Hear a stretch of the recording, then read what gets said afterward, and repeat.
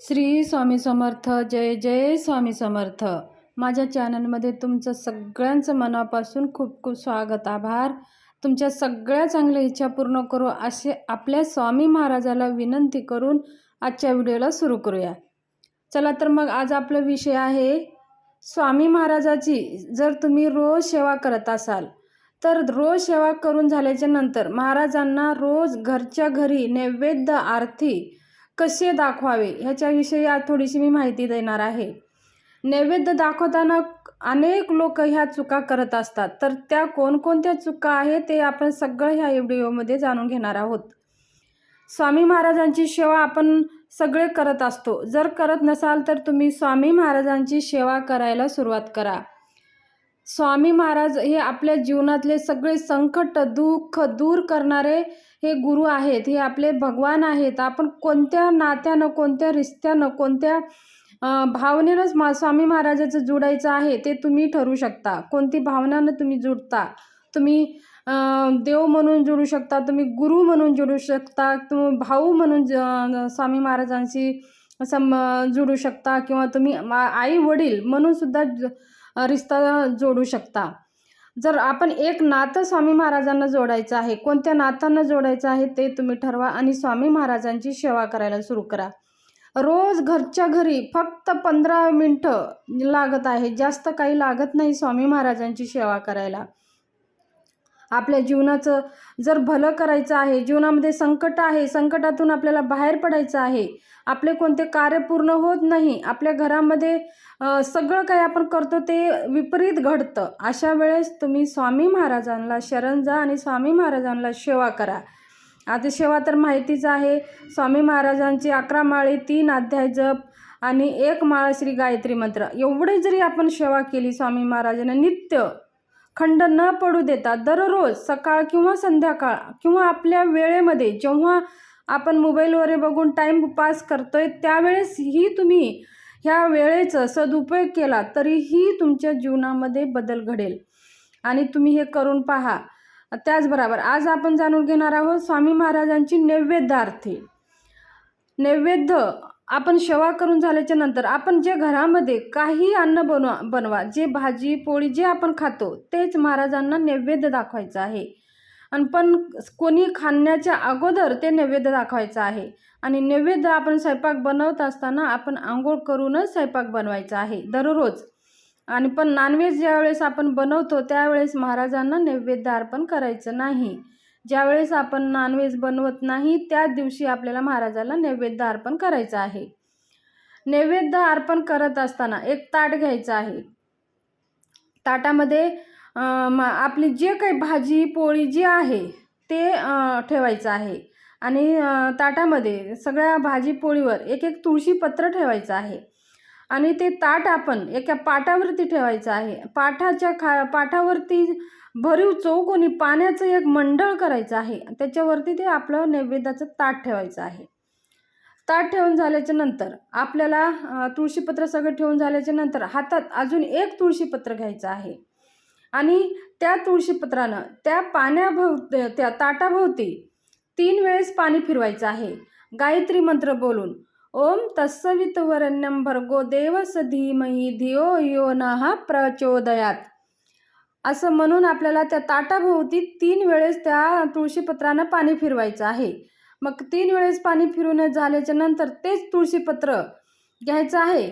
महाराजांना ते प्रत्येक नैवेद्य किती आपण नैवेद्य त्याच्या ताटामध्ये ठेवलेलं आहे त्या नैवेद्य वरती असं तुळशीपत्र घ्यायचं आहे आणि महाराजांना नैवेद्य दाखवायचं आहे. म्हणजे मंत्र म्हणायचं आहे.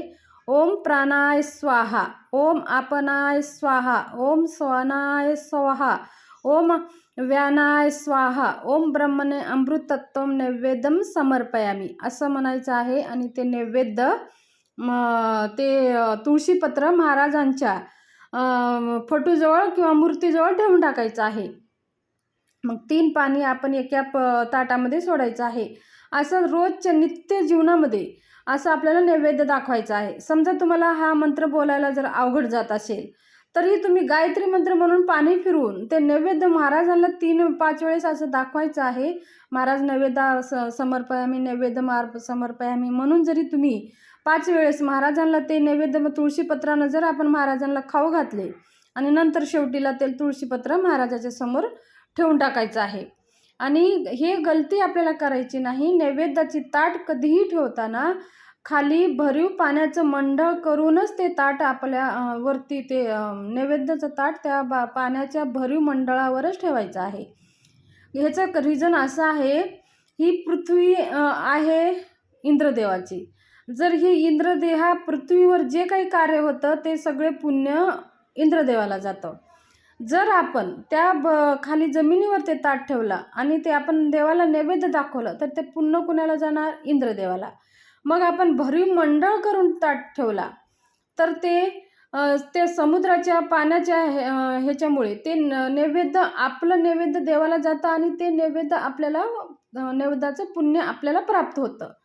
म्हणून आपण कधीही नैवेद्य दाखवताना आपल्याला ते देवांचं पुण्य प्राप्त करण्यासाठी ते भरीव मंडळ खाली ठेवायचं आहे. भरीव मंडळ ठेवूनच वरती भरीव मंडळ पाण्यानं करूनच नैवेद्याचं ताट आपल्याला ठेवायचं आहे. अशा प्रकारे आपला नैवेद्य झालं. आता नैवेद्य झाल्याच्या नंतर आपल्याला आरती करायची आहे. स्वामी महाराजांची आरती तुम्ही सकाळी करा, संध्याकाळी करा, ज्या वेळेस तुम्हाला तुमचं सगळं झाल्याच्या नंतर नैवेद्य दाखवणं झाल्याच्या नंतर मग स्वामी महाराजांची आरती करायची आहे. जर तुमच्याकडे वेळ असेल पहिली गणपतीची, मग आपल्या कुलदेवीची आणि स्वामी महाराजाची, अशा 3 आरत्या नित्य आपल्याला ठेवायचं आहे. सकाळ संध्याकाळ ज्या वेळेमध्ये दिवसातून एकदा केलं तरी पण चालेल. जर रोज तुम्हाला केंद्रात जाणं शक्य नसेल तर तुम्ही घरी स्वामी महाराजांची नैवेद्य आरती करू शकता आणि तुमच्या जीवनामध्ये, तुमच्या वास्तूमध्ये जे काही दोष आहे, हळूहळू वास्तुदोष, ग्रहदोष, पितृदोष, सगळे दोष हळूहळू निवारण होतात. हे स्वामी महाराजांची नैवेद्य महानैवेद्य आरती हे जीवनाचं सोनं करणारी ही आरती आहे. जर आपण संकल्प करून जर 108 आरती घरामध्येही पण केली तरीही त्याचे आपले खूप काही प्रश्न मार्गी लागतात. तर दररोज आपल्याला आरती म्हणायची आहे आणि नैवेद्य दाखवायचं आहे. नैवेद्य मंत्र तुम्हाला आता मी सांगितलेलं आहे. जर तुम्हाला ते मंत्र हवा असेल तर तुम्ही मला कमेंट करा. मी खाली कमेंट बॉक्समध्ये मंत्र नैवेद्य दाखवताचे मंत्र मी लिहून देईल. तर अशा प्रकारे स्वामी महाराजांची नित्य नैवेद्य आरती आपल्याला करायची आहे आणि त्यानंतर आपल्याला स्वामी सेवा करायला सुरुवात करायची आहे. 11 माळी श्री स्वामी समर्थ, 3 अध्याय श्री स्वामी समर्थ सारामृतांचे आणि 1 माळ गायत्री मंत्र. आणि आता हे नित्य सेवा झाली. जर तुम्हाला अजून जास्त सेवा करायची आहे तर तुम्ही 11 माळी 21 माळी करू शकता, 51 माळी करू शकता, 108 माळी करू शकता. आता तुमचे जेवढे प्रश्न आहेत ते तुम्ही ठरवा. मग अध्याय जर 3 अध्याय वाचायचे हे नित्य झालं.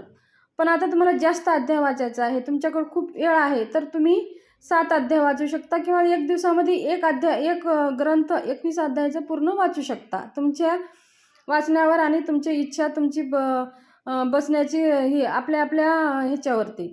तर अशा प्रकारे आपल्याला ही स्वामी महाराजांची घरच्या घरी नैवेद्य आरती करायची आहे आणि स्वामी महाराजाचं कृपापात्र आपल्याला बनायचं आहे. ही माहिती शेअर करायची होती. माझी माहिती कशी वाटली, आवडली असेल तर सबस्क्राईब जरूर करा आणि व्हिडिओ जास्तीत जास्त लोकांना शेअर करा. लाईक करून कमेंट जरूर करा आणि श्री स्वामी समर्थ लिहायला विसरू